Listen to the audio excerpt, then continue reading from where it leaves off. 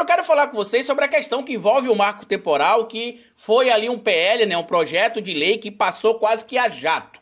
Saiu ali da Câmara dos Deputados, já chegou no Senado Federal, onde o relator ali disse que não tinha problema, passou lá pela CCJ também, e o Marcos Rogério disse que estava tudo ok, bacana, e encaminhou ali para a votação no Senado Federal, e como a gente sabe, na noite da última quarta-feira, o texto ali base do PL, que tem dois nomes, tá? Na Câmara dos Deputados chama-se PL 490/2007, e no Senado Federal chama-se PL 2903/2023. Eu estou explicando isso para vocês porque algumas pessoas podem procurar com nomes diferentes e acabar não compreendendo, mas é basicamente o mesmo projeto de lei. De antemão, a gente já vê vários problemas. O primeiro, um projeto de lei não pode se sobrepor à Constituição Federal. Por quê? Porque no modelo que o nosso ordenamento jurídico foi estabelecido, nenhuma lei pode ser maior ou ter mais força que a Constituição Federal. Imagina você aí, por exemplo, que a Constituição Federal seria o livro de regras de um país, que seria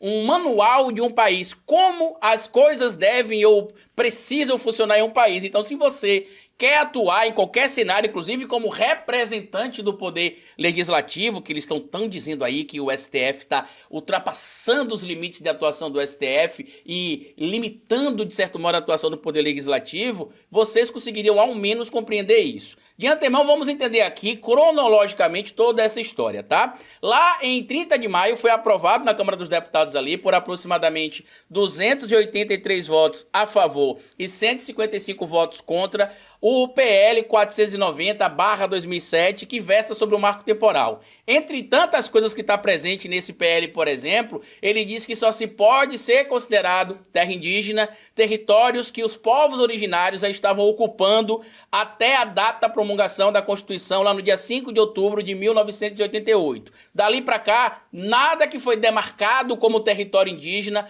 pode ser compreendido como território indígena. Inclusive, eles estão até ignorando ali alguns artigos que se tem na Constituição falando sobre demarcação de terra indígena, já que lá ainda em 88, o legislador, o constituinte, sabendo que no futuro apareceria talvez figuras chucras e toscas como os bolsonaristas, estabeleceu que após a promulgação da Constituição, você teria ali 5 anos, a União teria 5 anos para demarcar as terras indígenas, e até onde a gente tem acompanhado essa discussão, isto não aconteceu. Então se teve ali, por exemplo, uma votação que foi até larga, de certo modo, para a oposição, ali começou-se até algumas discussões se o Lula deveria ceder mais espaço ou não ao tal centrão no governo, tanto que agora, de novo na votação, muitos votos foram dados ali por aliados do governo para a votação do marco temporal, do texto favorável ao marco temporal. Então vamos entender dois pontos. Primeiro, o primeiro ponto é que o texto foi aprovado na Câmara dos Deputados por 283 votos a 155 contra, lá em maio, e agora no Senado Federal foi aprovado por 43 votos a favor e 21 votos contra.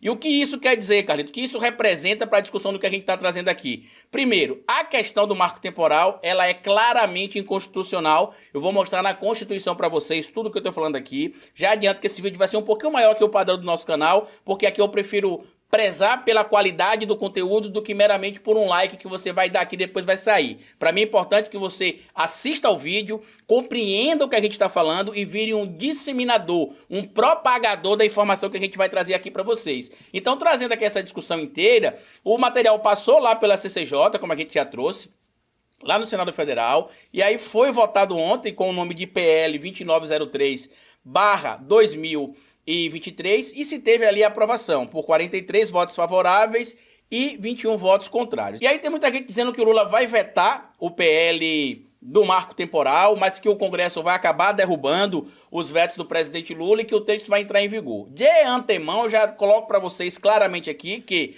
um projeto de lei não tem um poder de se sobrepor à Constituição. Vou ter de frisar isso de novo aqui nesse vídeo.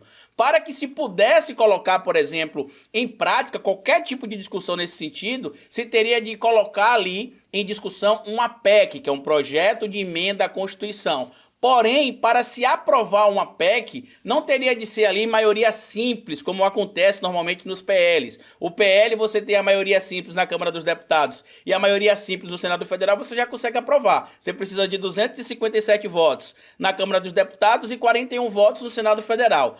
Para aprovar um projeto de emenda à Constituição é diferente. Você precisa ter 3/5 de votos na Câmara dos Deputados e no Senado Federal em 2 turnos. O que isso quer dizer, Carlito? Isso quer dizer que precisa-se ter 308 votos na Câmara dos Deputados e 49 votos aproximadamente no Senado Federal. Vendo a quantidade de votos que foi dado aqui, a gente consegue ver que só em comparação, por exemplo, à Câmara dos Deputados, eles ficariam 25 votos distantes em comparação à votação que teve lá em maio ainda, no dia 30. E em relação agora, por exemplo, à votação no Senado Federal, eles ficariam 6 votos distantes, e mesmo que se conseguisse ali em tese, né, virar essa quantidade de votos, eu não vejo ali nesse momento o interesse dos parlamentares em entrar numa polêmica para se aprovar nesse momento uma PEC. Até porque em 2024 terá pleito eleitoral, ele precisará ter recursos enviados ali para as suas regiões de atuação como político, porque dali sairão os votos para a próxima eleição também em 2026. Eles trabalharão agora para o pleito de 2024, alguns deputados, inclusive, serão candidatos a prefeito,